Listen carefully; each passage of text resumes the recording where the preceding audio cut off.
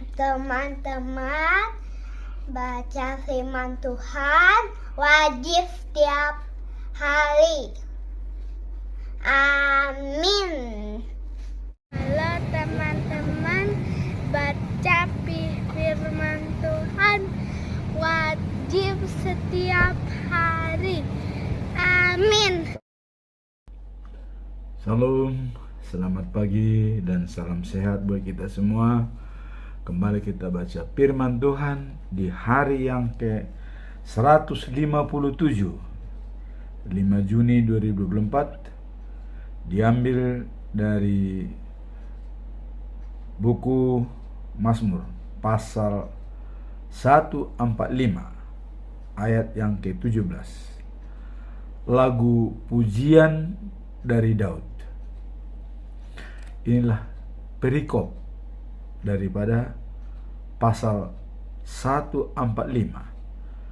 Dan dalam ayat 17 dikatakan, Tuhan itu adil dalam segala jalannya dan penuh kasih setia dalam segala perbuatannya. Nah, kemudian bacaan pagi 1 Petrus 2 ayat yang pertama sampai dengan yang ke-8. Perikop batu yang hidup dan bangsa yang suci. Kemudian untuk bacaan malam yaitu Kisah Para Rasul pasal 9 ayat 26 sampai dengan 31. Saulus berada di Yerusalem. Masuk kita dalam perikop yang pertama, yaitu lagu pujian dari Daud. Pertanyaan bagi kita, siapakah Daud? Nah, kita telah banyak membaca tentang cerita-cerita Daud. Daud adalah salah satu tokoh utama dalam Alkitab yang terkenal sebagai raja yang bijaksana dan penuh iman. Nah, perkataan-perkataan Daud kita telah mendengar bahwa kemurahan dan kebijakan ada pada diri saya seumur hidupku, katanya. Dan kemudian dilanjutkan, sepanjang masa aku berada di rumah Tuhan.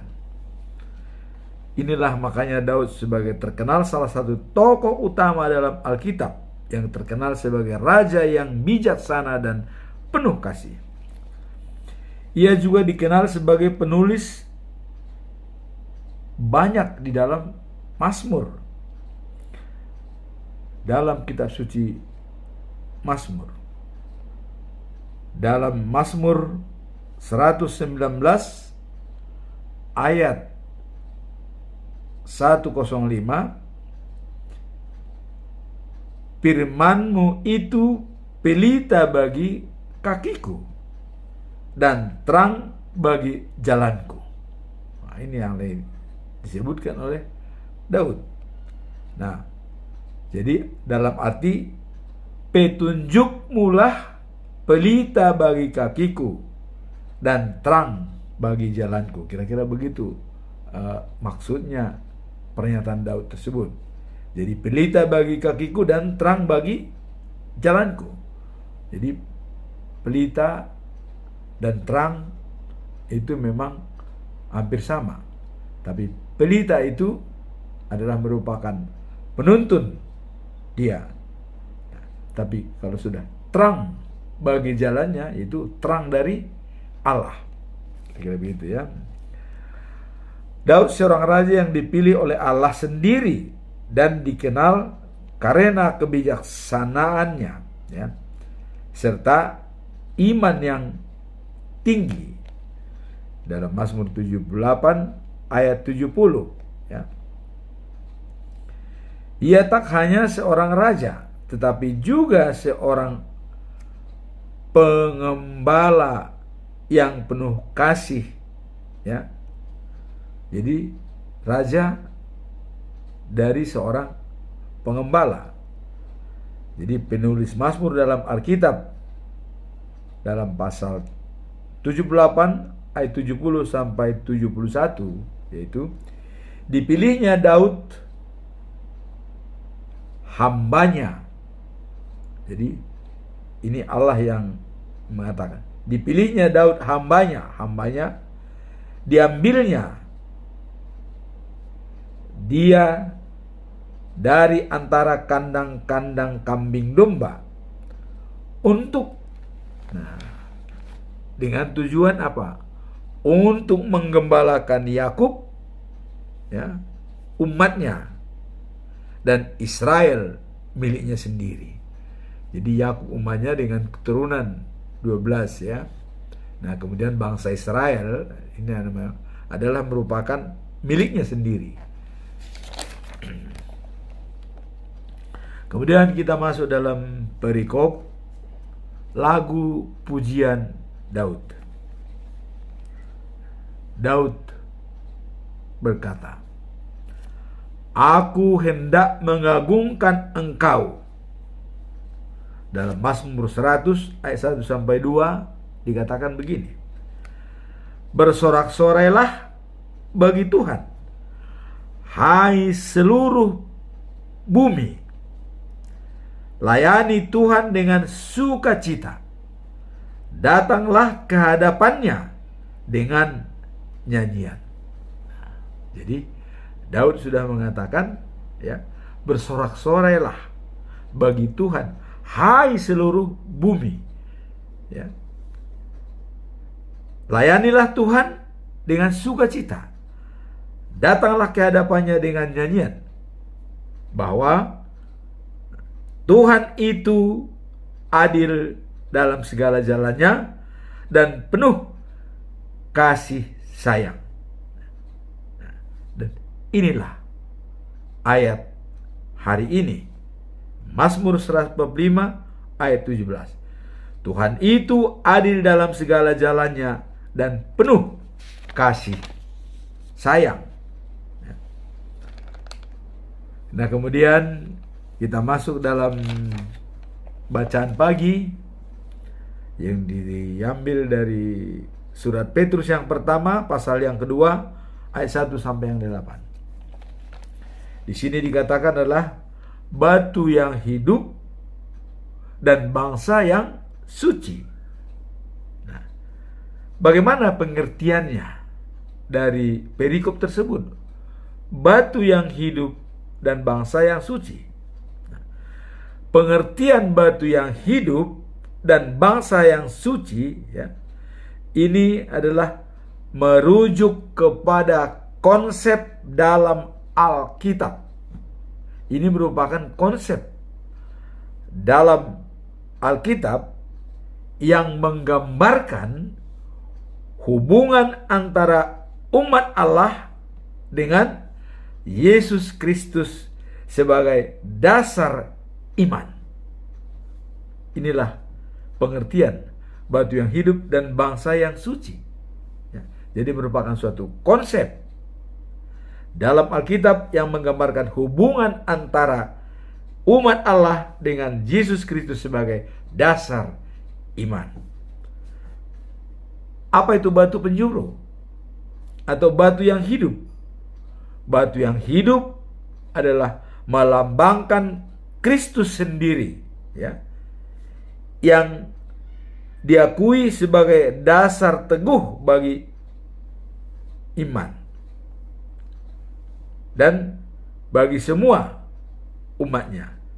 Jadi batu yang hidup itu adalah sebagai Yesus, ya, sebagai dasar teguh bagi imannya, bagi iman semua orang. Inilah dasar membuat orang beriman. Batu yang hidup itu adalah Yesus. Nah, kemudian bangsa yang suci itu apa? Bangsa yang suci mengacu pada umat Allah. Jadi semua umat Allah itu dianggap bangsa yang suci, yang dipilih, nah, dan dipisahkan untuk melayaninya dengan kesucian dan ketaatan. Nah, jadi ini kembali lagi dengan kesucian dan ketaatan. Nah, kemarin panggilan hidup suci. Nah, sekarang melayani dengan kesucian dan ketaatan. Nah, kalau kita melihat dalam 1 Petrus pasal yang kedua ayat 4 dan 5, kita dapat melihat bahwa Yesus Kristus sebagai batu penjuru yang dibuang manusia, tapi dipilih oleh Allah. Dan semua umat Allah dipersatukan dalam Kristus. Dan melalui dialah kita berbaik dengan Allah.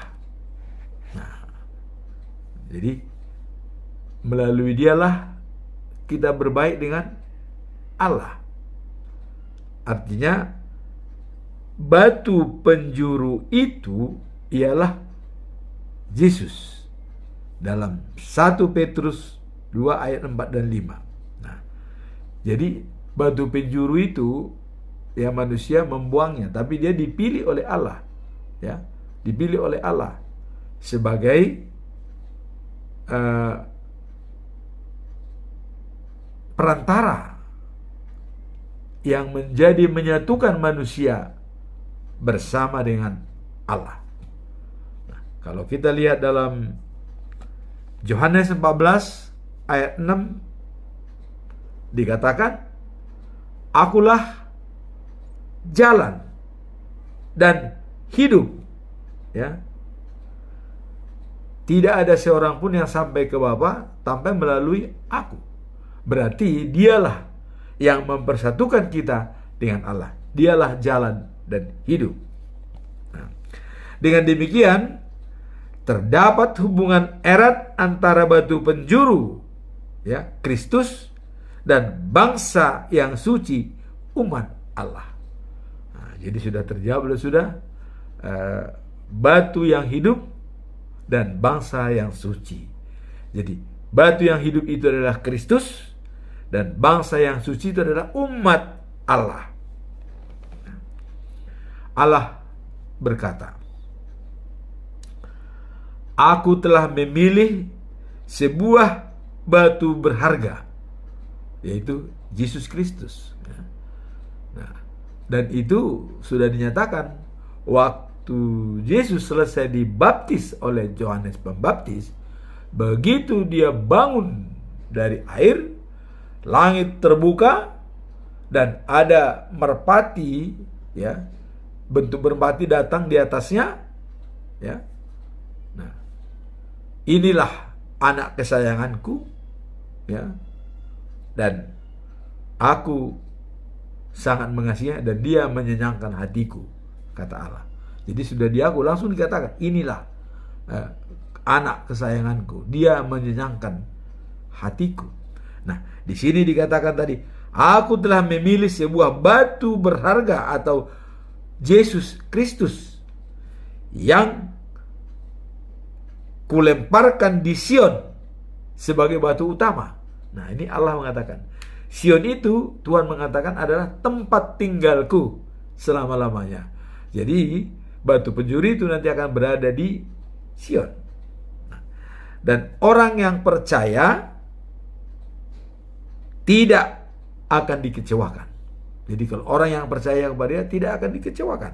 Nah, batu itu sangat berharga bagi orang yang percaya. Tetapi, nah, ada tetapi, bagi orang yang tidak percaya, ya, berkatalah Allah, batu yang tidak terpakai oleh tukang-tukang bangunan itu ternyata menjadi batu yang terutama, dan itulah membuat orang tersandung, batu yang membuat mereka jatuh. Nah, jadi batu yang terbuang itu, yang tidak diinginkan oleh manusia, itu bisa membuat tersandung. Contoh seperti batu kerikil yang tidak dipakai tukang. Nah, kira-kira begitu. Jadi Yesus dicontohkan seperti itu. Dan orang yang tidak percaya akan tersandung. Nah, mereka tersandung karena mereka tidak percaya perkataan Allah. Nah, begitulah sudah ditentukan Allah mengenai mereka, ya. Tetapi kalian adalah bangsa yang terpilih, iman-iman yang melayani, bangsa yang kudus, khusus untuk Allah, yang dipilih oleh Allah sendiri. Jadi yang dipilih oleh Allah sendiri tetap melayani. Tapi mereka yang tidak percaya akan tersandung oleh batu penjuru itu, ya. Karena tidak percaya kepada Yesus, maka mereka tersandung. Tersandung artinya dikucilkan nantinya, ya. Tidak bisa, ya, mendapatkan hidup yang kekal dan sejati. Itu maksudnya. Jadi tersandungnya seperti itu. Tapi bangsa yang percaya, dia akan mendapatkan hidup yang kekal dan sejati. Bagi mereka yang tidak percaya kepada Yesus akan tersandung. Nah, inilah hubungan daripada batu yang hidup dan bangsa yang suci. Jadi batu yang hidup itu adalah Yesus Kristus, dan bangsa yang suci itu adalah umat Allah sendiri. Jadi Yesus dengan umat Allah menjadi satu dan dipersatukan oleh Allah. Nah, sekarang kita masuk dalam bacaan malam. Kisah Para Rasul pasal 9 ayat 26 sampai 32. Nah, ini Saulus di Yerusalem. Siapakah Saulus? Saulus adalah nama sebelumnya, ya. Sebelum Saulus, dan nama terakhir dia menjadi Paulus setelah terpilih. Maka dikatakan waktu yang lalu kita bilang bahwa habis gelap terbitlah terang. Jadi Saulus dalam kegelapan yang lalu, kemudian Paulus dalam terang. Kita tahu peristiwanya Saulus adalah waktu di tengah jalan, ya, menuju kota Damaskus, ya, dia berbicara dengan Tuhan, ya. Waktu dia, padahal dia itu udah membawa surat untuk menganiaya orang-orang. Akhirnya Tuhan berkata kepada Saulus, ya, Saulus, Saulus.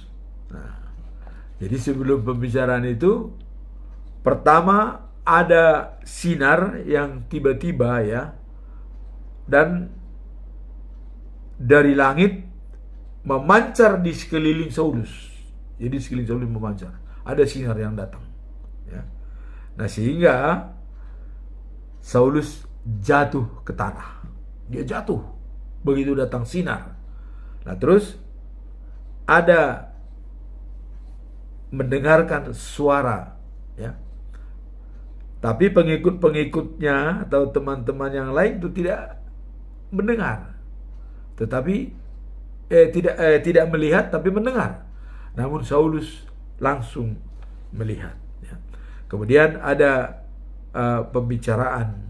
Begitu sinar datang,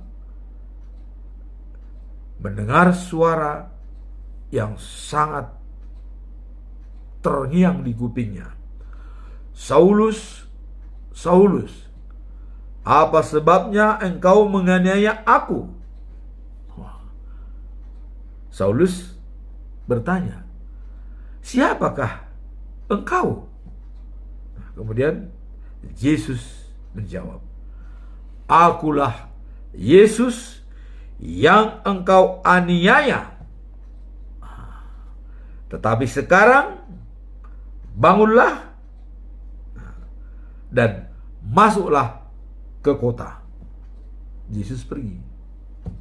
Hanya itu kata-katanya. Nah, kemudian di situ akan diberikan kepadamu apa yang akan kau lakukan. Jadi sudah dikatakan, begitu dikatakan bangunlah, di situ akan dikatakan kepadamu apa yang akan kau lakukan. Nah, jadi sekelilingnya Saulus itu mendengar suara tapi tidak melihat ya. Nah, kemudian Saulus bangun, apa yang terjadi? Matanya sudah buta.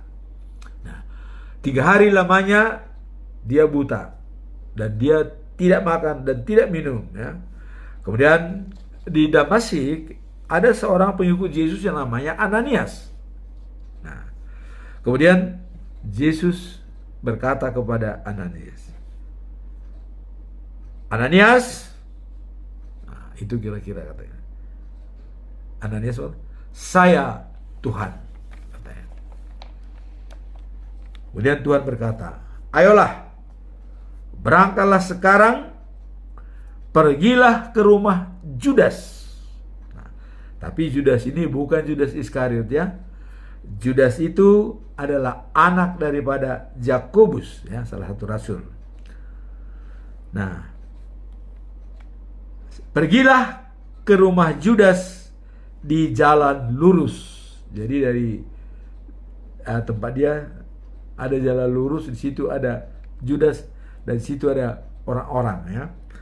Nah, kemudian tanya di sana orang yang bernama Saulus. Jadi diperintahkan oleh Tuhan, tanya siapa yang bernama Saulus yang berasal dari kota Tarsus.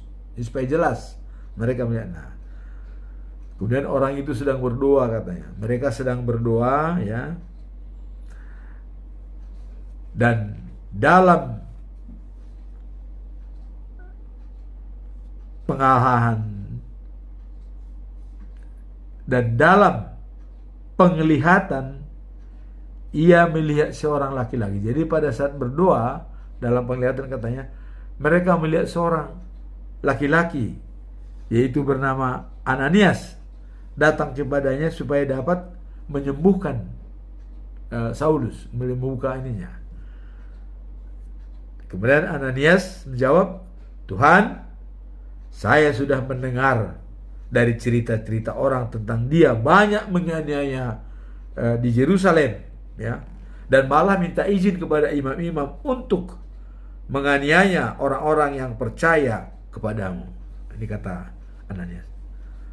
Nah, kemudian Tuhan berkata, Ananias, pergilah. Artinya kamu pergi aja lah ke sana ya.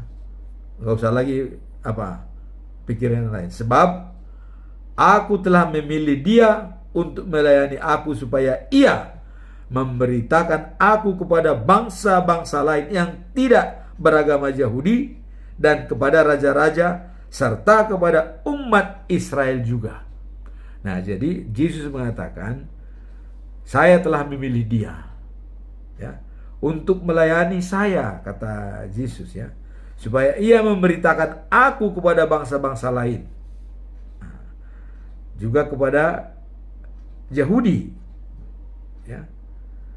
Jadi selain beragama Yahudi, juga bangsa-bangsa lain dan juga raja-raja sudah diperintahkan oleh Yesus bahwa dia akan melayani. Dan aku sendiri akan menunjukkan kepadanya semua penderitaan yang harus ia alami karena aku. Jadi Yesus sudah menyatakan itu, bahwa ada nanti penderitaan pada ya, kita lihat di penjara, dimusuhi ya, karena dia pergi Kristus. Nah, kemudian Ananias pergi ke rumah Judas ya, anak Yakobus, dan meletakkan tangannya kepada Saulus. Jadi tangannya diletakkan kepada Saulus, langsung berkata, saudara Saulus, Tuhan Yesus yang saudara lihat di tengah jalan. Jadi Tuhan Yesus yang saudara lihat di tengah jalan, dialah yang menyuruh saya datang kepada saudara supaya dapat melihat dan dikuasai Roh Allah. Nah, pada saat itu dia melihat.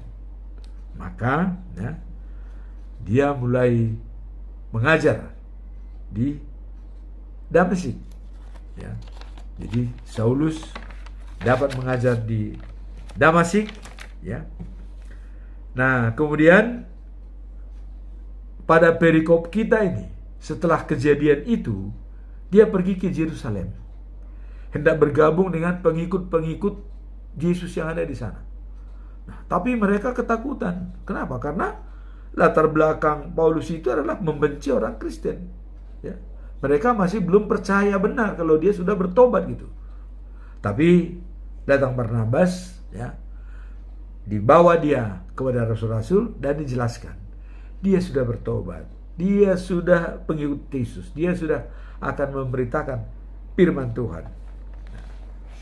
Nah, kemudian setelah Paulus bersama dengan mereka, ya, maka Saulus tinggal dengan mereka dan berkhotbah dengan berani. Ya, malah yang sudah dipilih dia khotbah berani dia kepada orang-orang Yahudi. Ya. Dan Saulus sendiri adalah orang Farisi, ya. Dia berani berkhotbah, menyampaikan, sangat berapi-api. Nah, apa yang terjadi? Ya.